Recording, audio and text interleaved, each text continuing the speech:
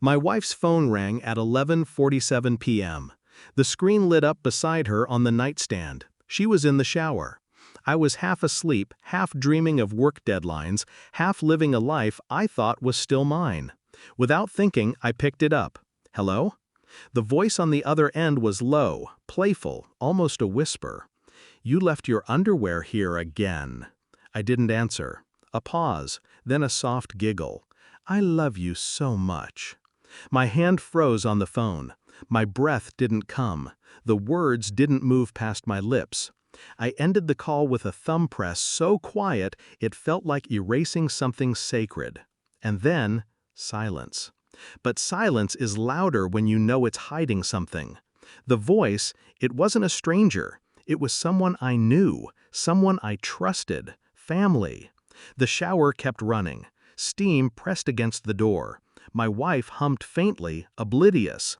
I stared at the black screen in my hand, my reflection caught in the glass, hollow-eyed, suddenly foreign. Family, that word sat in my throat like a shard of glass. My brother, my cousin, my father. Each possibility twisted differently, each worse than the last. I tried to swallow, couldn't. She came out minutes later, wrapped in a towel, smiling as if nothing was wrong. She kissed my forehead, her lips damp with water. My body stayed still, my mind screamed. "Work call?" she asked, noticing her phone lying flat. I nodded. Lie. Simple, effective. But inside, something had cracked. The details began to shift into focus in ways they never had before. The late-night texts, she said, were from her boss. The weekends she insisted on helping her mother. The way she laughed at family dinners, at his jokes, not mine. I told myself I was imagining it. I told myself 100 lies in 30 seconds. But the truth was already crawling into the room, uninvited. And it smelled like betrayal.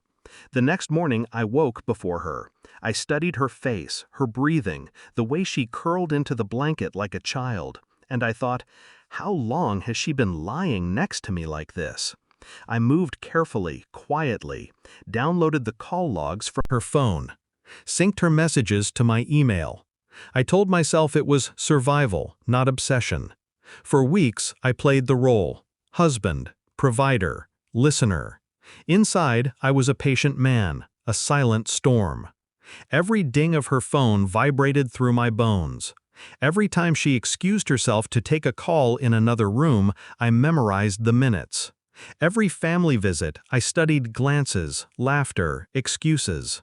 I started gathering evidence. Her passwords weren't hard. She reused mine. A mistake, one of many. Screenshots, voicemails, pictures. There was one, blurry, taken in someone's room. A shirt on the floor, not mine. And then, her words.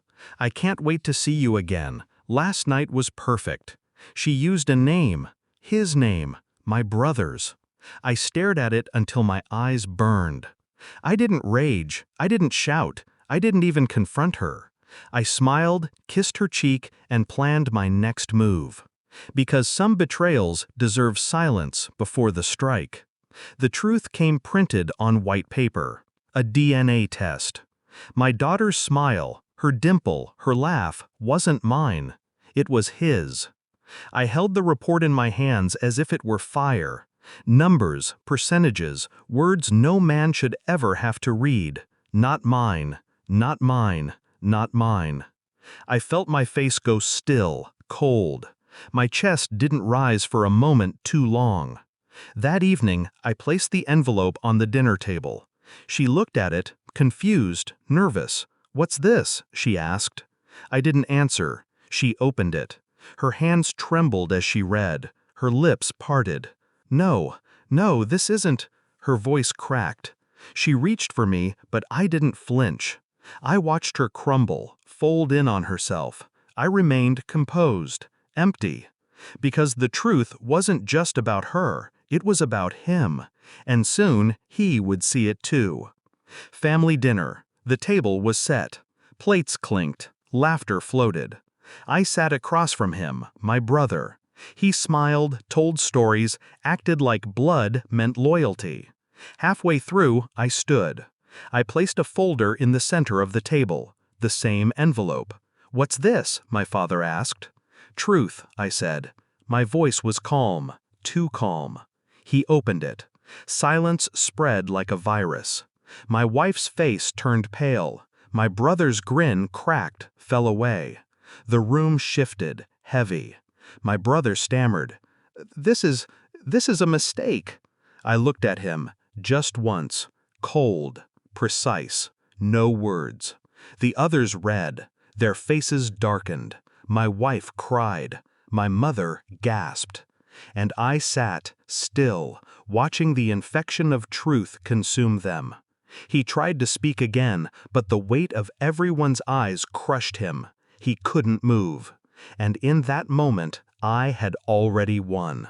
Because betrayal, once revealed, is irreversible. That night I packed a bag. Not hers, not my daughter's, just mine. I left the house silent. No arguments, no explanations. The door closed behind me like a coffin lid. I walked into the night lighter than I'd felt in years. They could keep their lies, their shame, their twisted love. I had no pity left, no tears, only clarity. Betrayal is a disease, and I had finally cut the infection from my body. As I stepped into the darkness, one thought remained. Blood may bind us, but betrayal severs deeper.